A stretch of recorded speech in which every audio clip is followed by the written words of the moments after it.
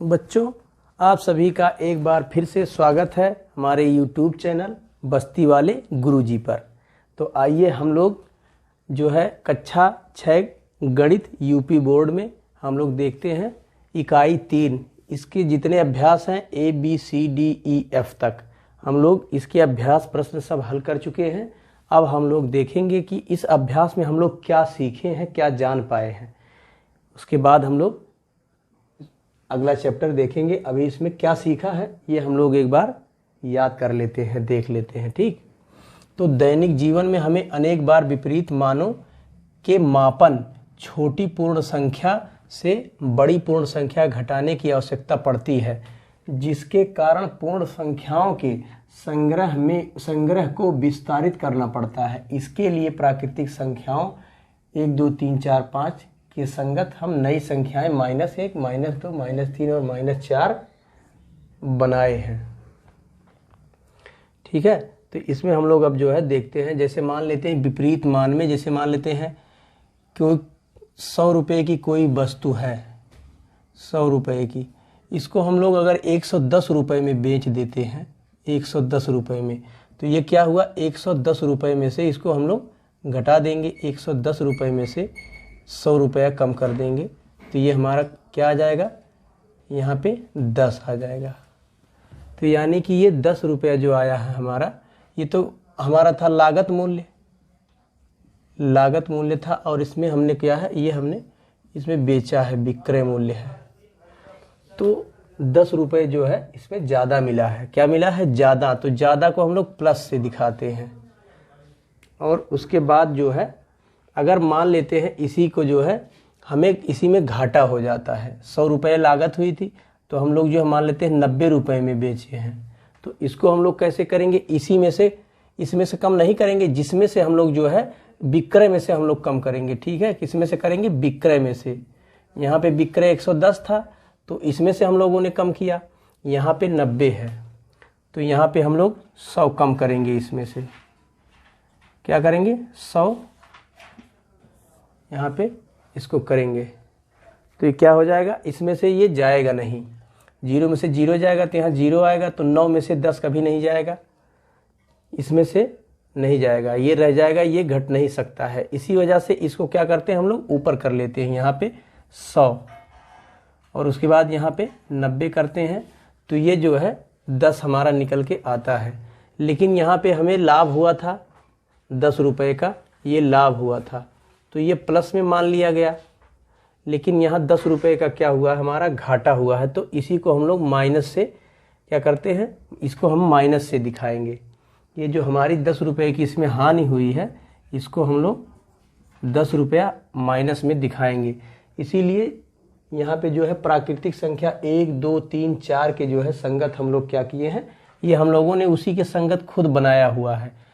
आप लोग जानते हैं, पढ़ चुके हैं, 1 2 3 4 प्राकृतिक संख्या केवल 1 से शुरू होती है, 2 3 4 5 और ये अनंत तक होती है।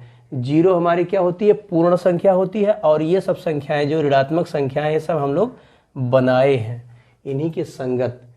ठीक, तो ये प्राकृतिक संख्याएं हमारी ये होती हैं, और ये ऋणात्मक पूर्णांक होते हैं। ठीक है, अगला पॉइंट यही कह रहा, पूर्णांक के संग्रह में इतना, अर्थात प्राकृतिक संख्याएं धन पूर्णांक और ये जो है ऋण पूर्णांक कहलाते हैं। प्राकृतिक संख्याएं यही केवल लिखा हुआ है, तो प्राकृतिक संख्याएं केवल यही होती हैं, इसमें ये प्राकृतिक संख्याएं नहीं होती, इनको ऋण पूर्णांक ही केवल कहते हैं। और उसके बाद क्या है, शून्य एक ऐसा पूर्णांक है जो ना तो धनात्मक और ना ऋणात्मक होता है। शून्य क्या होता है, ना तो धनात्मक और ना ऋणात्मक होता है शून्य। और पूर्णांकों को संख्या रेखा पर प्रदर्शित किया जा सकता है। प्रत्येक धन पूर्णांक +1 के संगत एक ऋण पूर्णांक -a होता है।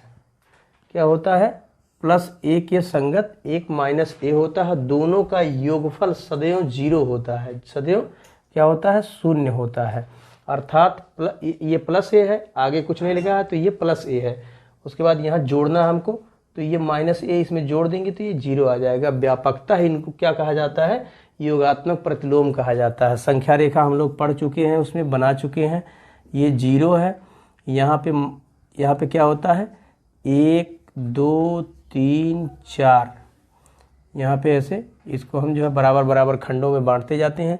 तो ये दाईं तरफ प्लस में होता है, इधर जब आते हैं हम लोग तो -1 -2 -3 -4।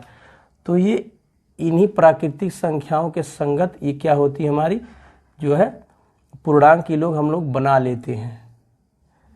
तो ये हमारा जो है हो गया। और इसको जो है जब हम जोड़ते हैं तो क्या हो जाता है 0 होता है। इसके संगत जैसे 2 है तो 2 के संगत क्या होगा, 2 के संगत क्या है -2 है।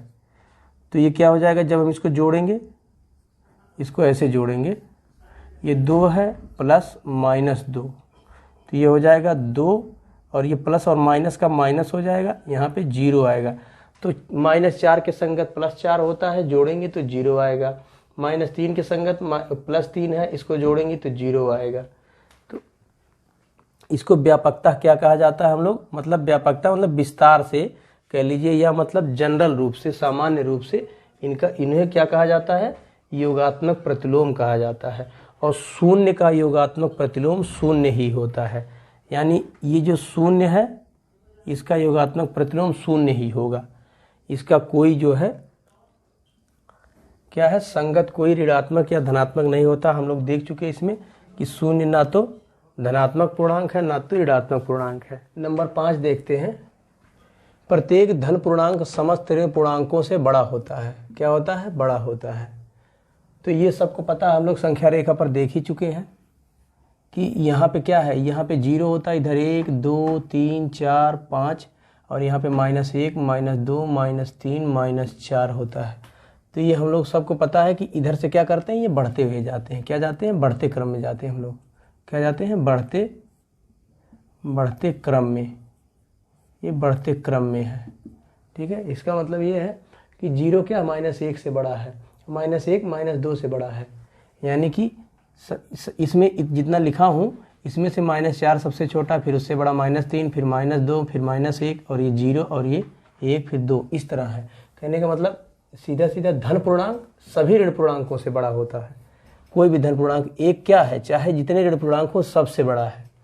और शून्य प्रत्येक धन पूर्णांक से छोटा और प्रत्येक ऋण पूर्णांक से बड़ा होता है। शून्य क्या है, शून्य ये है इन सभी ऋण पूर्णांकों से क्या है, बड़ा है।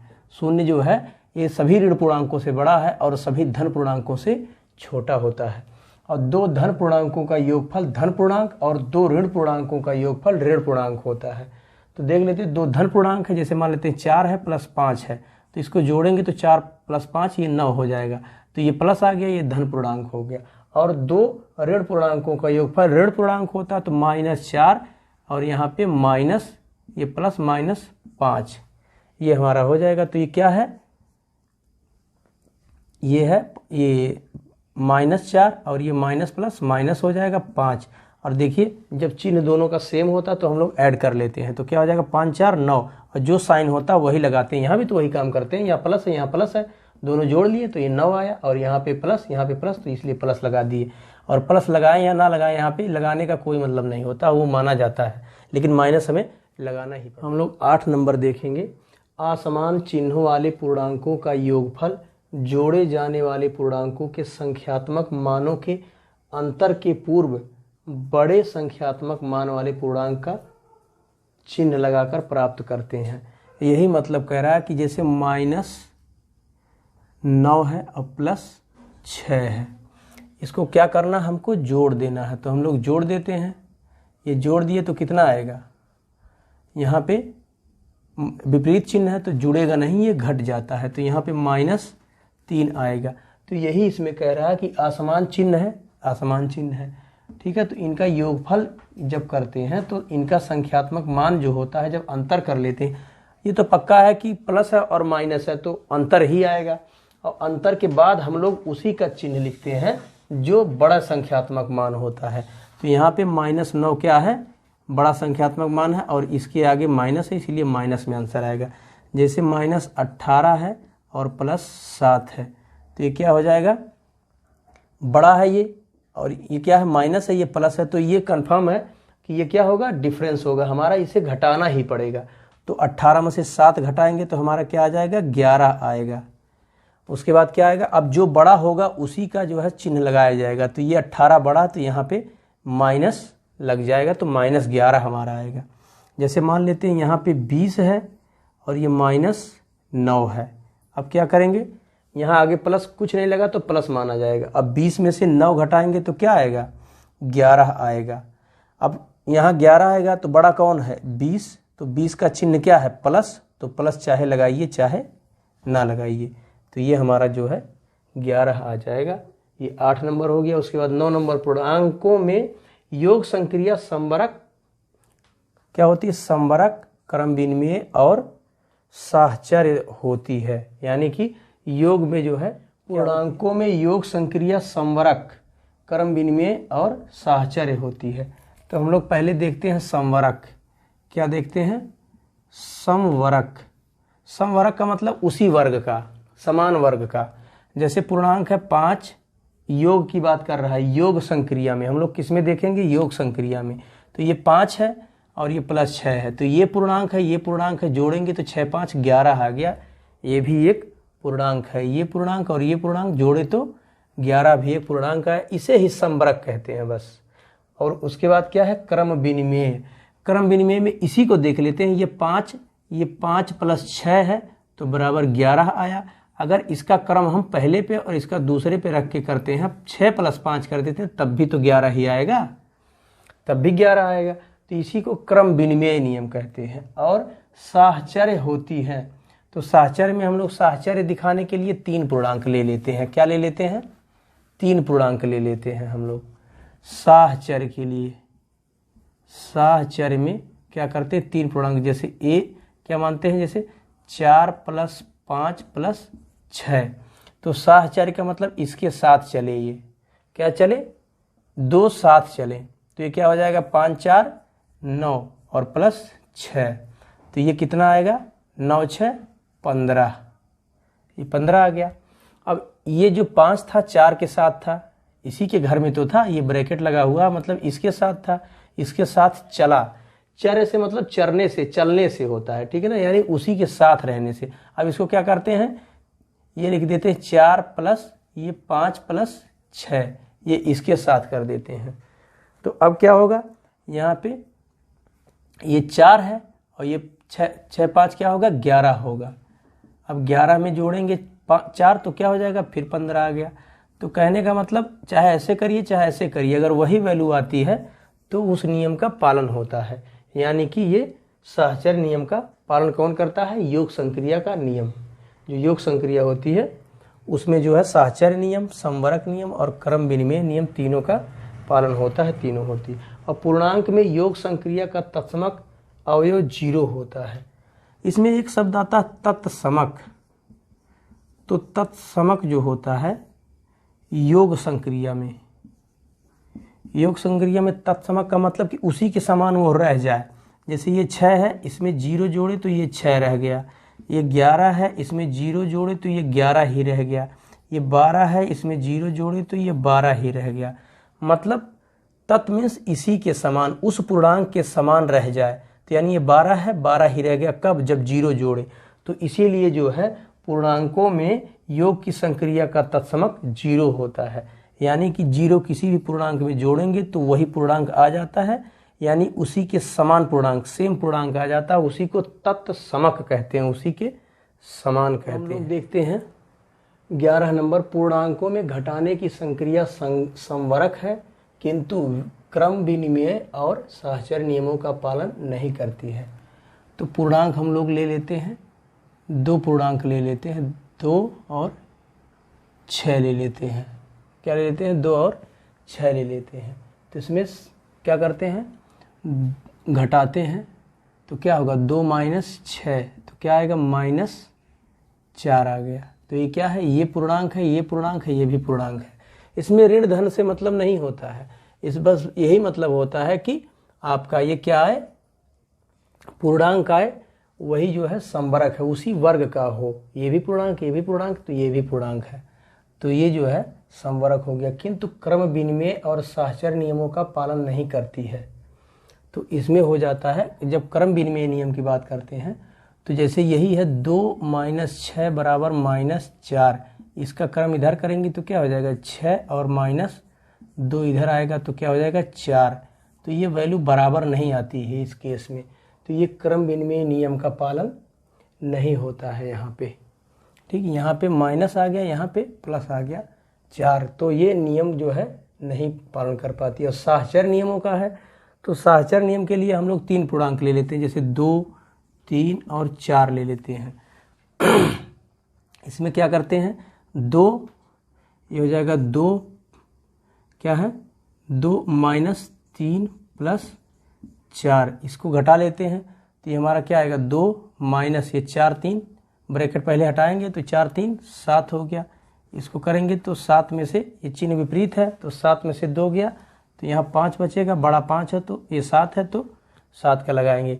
उसके बाद इसी को क्या कर लेते हैं, जैसे 2 है -3 है और ये +4 है। अब ये ब्रैकेट यहाँ लगा लेते हैं तो ये क्या हो जाएगा, ये जो है 3 बड़ा है और ये 2 छोटा है, इसके आगे प्लस इसके आगे माइनस, तो हम लोग ये अंतर तुरंत हो जाएगा, चिन्ह विपरीत तुरंत अंतर लेंगे। 3 में से 2 गया, एक बड़ा कौन है 3, यहाँ माइनस हुआ +4 हुआ।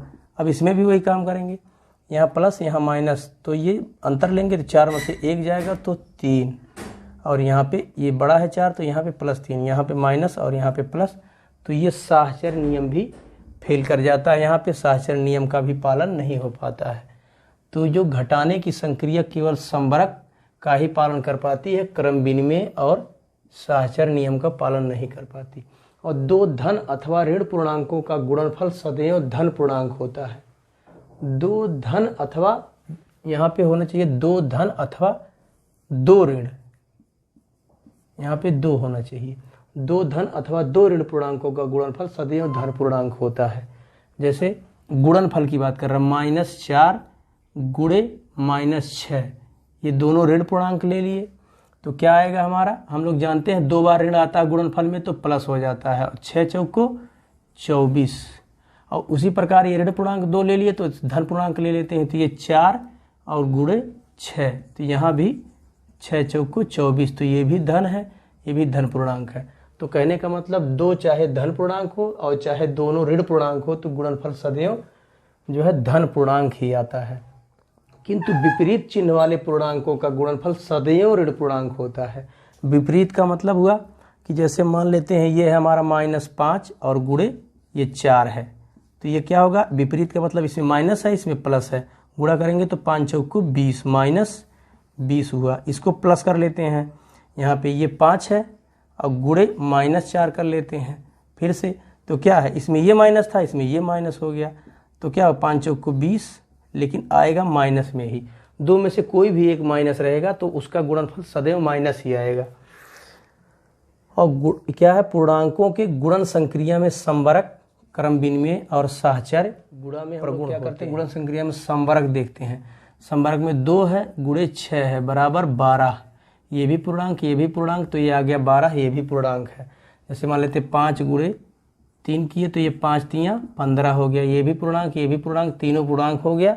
तो कहने का मतलब ये संवरक है, उसी वर्ग की है। अगर गुणा कर देते हैं तो क्रम विनिमय देखते हैं, क्रम विनिमय में 5 गुणे 3 किए तब भी 15 आया, और 3 गुणे 5 करेंगे तब भी 15 ही आएगा। ठीक, यहाँ पे ये 5 पहले था और यहाँ पे 3 पहले हो गया, ये जो है इसी को क्रम विनिमय कहते हैं, इसका बदल जाए क्रम बस। और साहचर्य प्रगुण होते हैं, साहचर्य में देख लेते हैं। साहचर्य में क्या है, 3 गुणे 2 गुणे 4 करते हैं तो ये क्या हो जाएगा, इसको कर लीजिए तो ये क्या हो जाएगा 3 गुणे 4 दूनी 8 हो गया, और 8 तिरिक 24, ये 8 तिरिक 24 हो गया। और उसके बाद इसी को क्या कर लीजिए 3 गुणे 2 और यहाँ गुणे 4 कर लीजिए, तो ये क्या हो जाएगा 3 दूनी 6 गुणे 4 बराबर 6 चौको 24, तो ये भी बराबर ये भी बराबर, तो 24 आएगा। तो ये हो गया हमारा साहचर्य प्रगुण। तो गुणन संक्रिया में क्या होता है, तीनों का पालन होता है, संवरक, क्रम विनिमय और साहचर्य का।